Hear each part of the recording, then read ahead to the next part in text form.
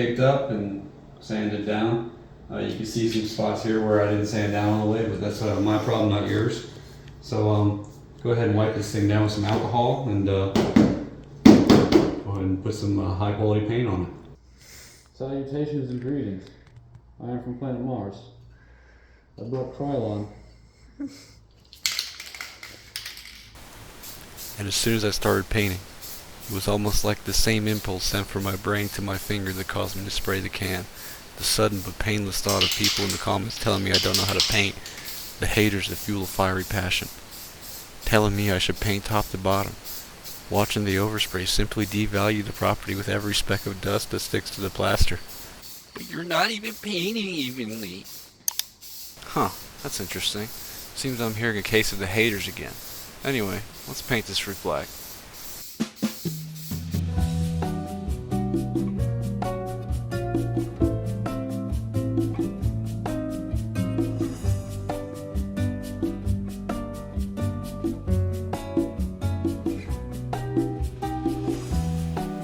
Some of you more keen viewers may notice the debris in the paint, but don't worry, we'll address that later. Might have been a little lazy doing the prep work.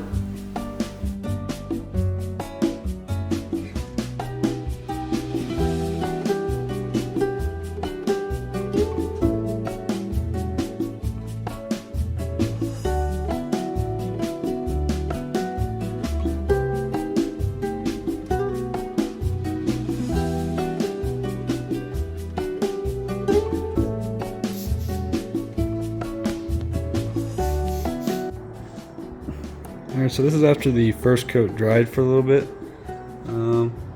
Looks pretty good. You can see a run right there. It's the only run I've found. But I'm going to go ahead and sand it down again. A lot of little specks. I picked some out with a razor blade, but I'm going to sand it down and use a tack cloth.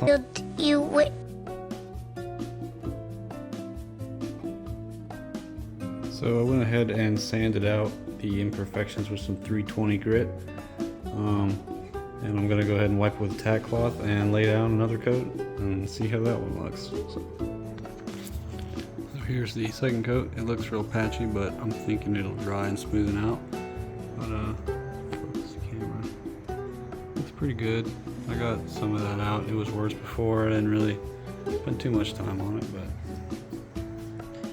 nice and glossy. Still wet right now, but as you can see, very patchy. I'm thinking it'll even out because I put it on really thick. Here it is with the side trims taped up. I'm gonna go ahead and sand down the roof with, I think I have 1500 grit, which is kind of light, but just doing a small circular motions until it feels even and smooth. And I guess we'll see how it turns out. I have no idea what I'm doing. So we got the lace all taped up on the roof. We started by taping the front, and then we pulled it tight towards the back, and then started taping little segments so we could just pull it tight. So there's that on there. There she be. Alright, so we're gonna go ahead and dust this on real light and hope for the best.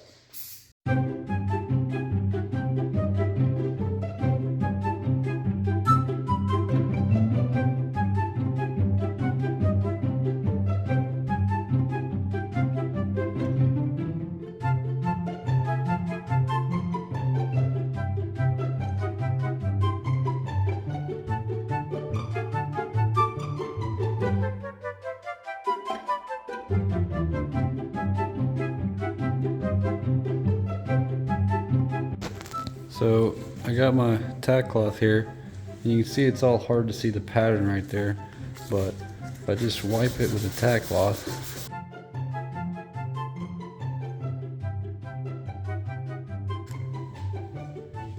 so here's the crisco we're using.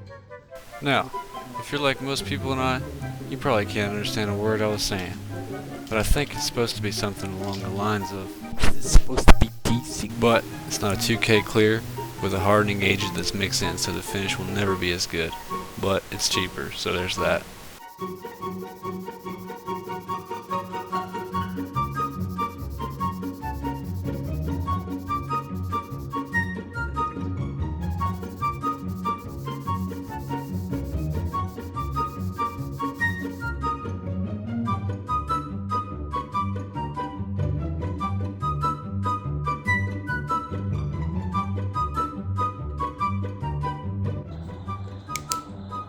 So here it is after the clear coat. Looks pretty good. Nice and glossy. Reflection. Yeah. Most imperfections are out of it, but there's still some. I'm not too concerned about it, seeing how there's still the hail damage. But overall, very happy with it. Not bad for a one-day garage project. Yeah. No! Whoa, how'd that get there? So, I installed these P2M Pro spherical tie rods, right? And they are simply too long, even on the smallest setting. So, I'm gonna go ahead and take off the outer tie rod and cut about 10 millimeters or, so off of the inner tie rod.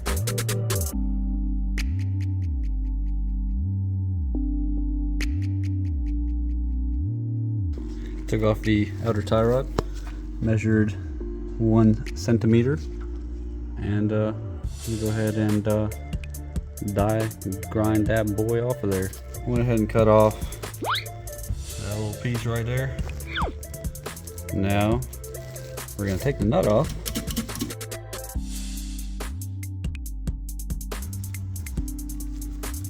There we go. Not bad. So let's go ahead and throw that tie rod back on and get the other side done. I got both the tie rods shortened, about a centimeter each. Find out if that works after I align it here in a little bit. Next on the agenda is, you probably can't tell on camera, but this entire underside is covered in oil because of that little rear seal right there. So we're gonna go ahead and take off this drive shaft, OEM Nissan seal, and give it some fresh fluid.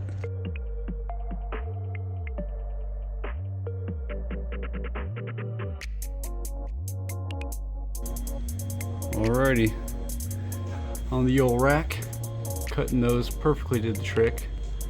Just slap that new seal in there. I pried the old one out with a screwdriver and changed it. Got her all straightened out.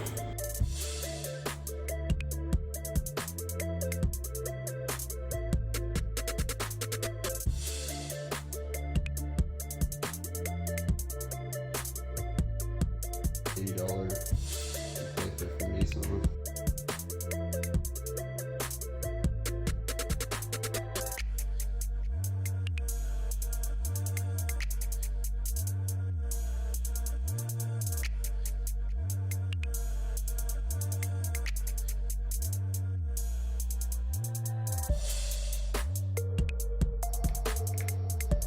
Very nice.